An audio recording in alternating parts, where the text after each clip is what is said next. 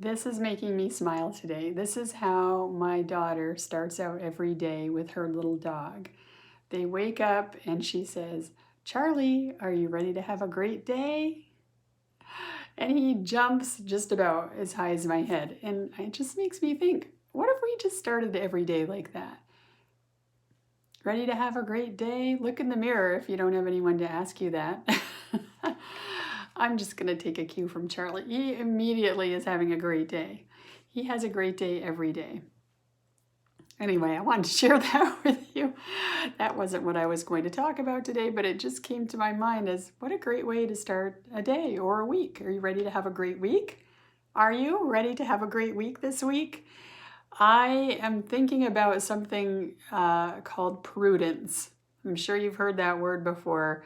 It is actually one of the 25 VIA character strengths, which is something I use in my coaching, and some of you have heard me speak about the character strengths before. If you've taken any of my classes, we many times use those. And prudence is one that really doesn't get much attention. In fact, I've been doing these lunch and learns for my client once a month. I think we're on we're probably just about 2 years in doing these, and we haven't done prudence yet. So we chose to do it, or I chose to do it. Actually did the class on St. Patrick's Day, which just seemed even funnier to be doing a class on prudence on St. Patrick's Day. But I just wanted to share with you something to think about. So prudence does get a bad rap because it kind of seems like the person who's has prudence, remember the word prude, right? The person's a prude, doesn't have any fun. However, if you really look at this as a character strength, because they're all good, the strengths, it is a really kind of good way to live. In this past year, it seems people have gone in two directions. Either they have become more prudent, and their strength of prudence has amplified. And those are usually the people who have a high level of resilience, and they're able to be slower and calmer to think things through, because that's what prudence is about. So not as much alarm and worry about things. Okay, so that's when you're in the pure strength of prudence. So some people were really good with it. Some people got really anxious. And that's actually the overuse of prudence, which makes you maybe take longer to make decisions, to be in fear, to not challenge yourself, to just go maybe a little more slowly than really is going to make your life better. Projects, everything. And then you have the underuse, which is the overreaction to things.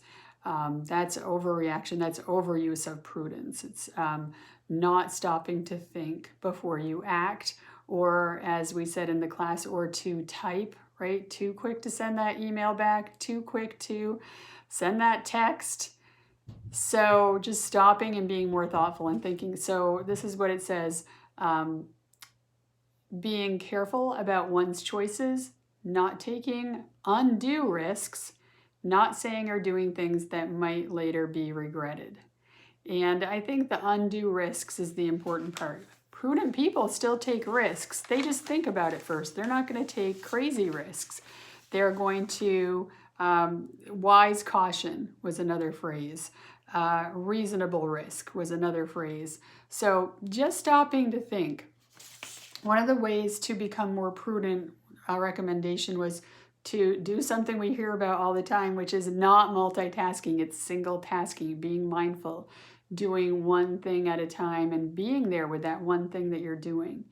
And that is prudent. You're like the tortoise and the hare. The tortoise in the end, the prudent person in the end is going to win because they're not having to go back and make mistakes. They're not having to go back and make amends. They're doing well in a methodical way, and things turn out the way they do. Maybe they don't get there as fast as someone else who is not being prudent would.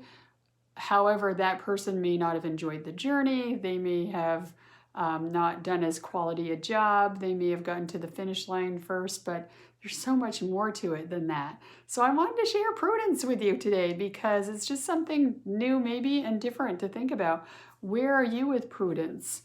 where are you prudent most in your life? Where could you use a little more prudence in your life? Sometimes we're good in one area, but we're forgetting to apply it in another.